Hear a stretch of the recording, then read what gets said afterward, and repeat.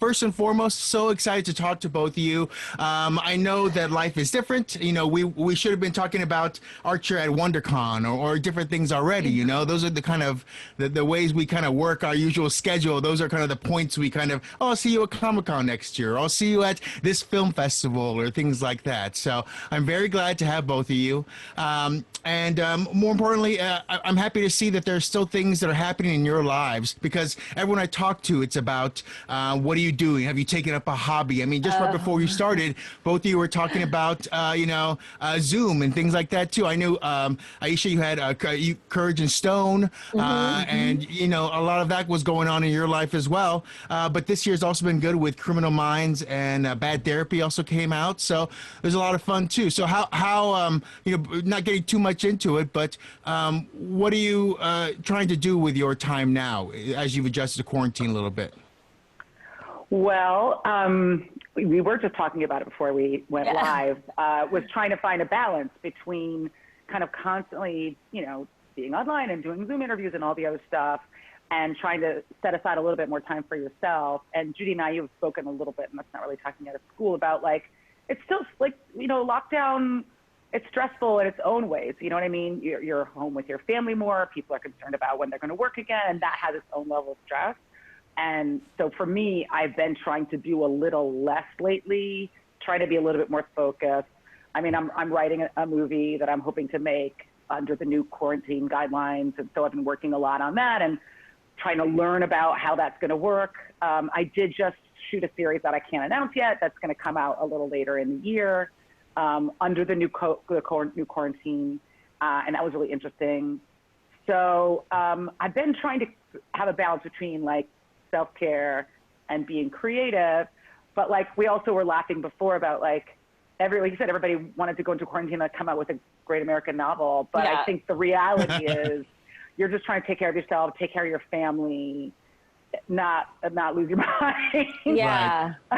And be able to feed yourself for the first time, right, without sounding like a total a-hole. I never cooked before, I assembled food and now it's oh my gosh, all those things. Yes. They're trying to keep all these balls in the air. Right. When this new way of living, when we can get back to work in some semblance of normalcy, there's things to go and work on. And at the same time, feel creative, and feel like you're doing all the things you say when you're working all the time you would do if you just had any time off. And then you're like, oh, I have all this time off and I'm really just watching Schitt's Creek. You know what I mean? Well, you had a good year as well. We had Valley Girl, and then we had Into the Dark, Good Boy as well. Yeah, which was a lot of fun too. So Blumhouse. So there's still some fun stuff happening. Next year is going to be the call of what did you try to do, or what do we have in the bank ready for the next phase, I guess, of how we come out of this. Yeah, it'll be interesting for sure. And thank God for. I mean, yeah. No, I was going to say that's trying to get something into the pipeline, trying to make sure you're seeing all the work we did before the shutdown. It's we're trying to make sure there's work whenever the shutdown is over, which who knows when that's going to be, but. Right. Well, and then we are here to talk about the panel coming up. It's Comic-Con. We have we have the At Home coming up. There's all this opportunity. So are you excited to at least reach out with Archer now? Because, of course, being pushed back and the message you wanted to get out there and get people pumped up, that kind of gets a little watered down. We have to keep on pushing things back and pushing things back. I'm sure Mr. Washington and Tenet and Mr. Nolan with Tenet are both very, very sad about being pushing back their movie constantly as well. So are you happy to finally bring it to Comic-Con at your panel?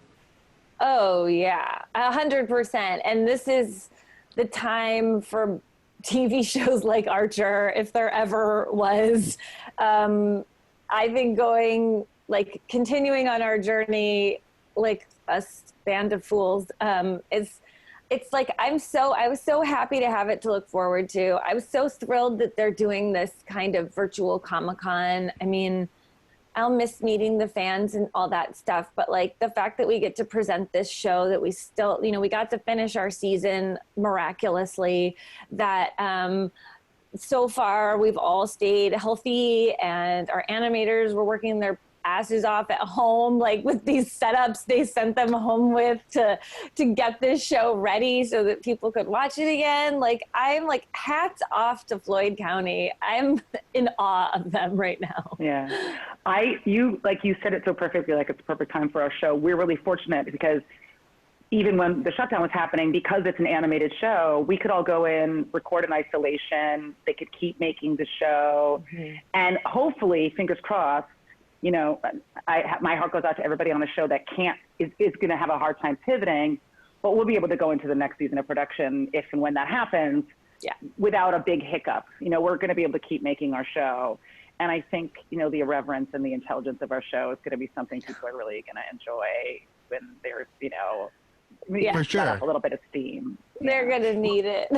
I need it. It's gonna be a good Friday for sure. A very good Friday. That's what we're looking forward to at the panel. But when it comes to Comic-Con interviews, we have to keep it fun and interesting for you as well. And so this is something that we kind of came up.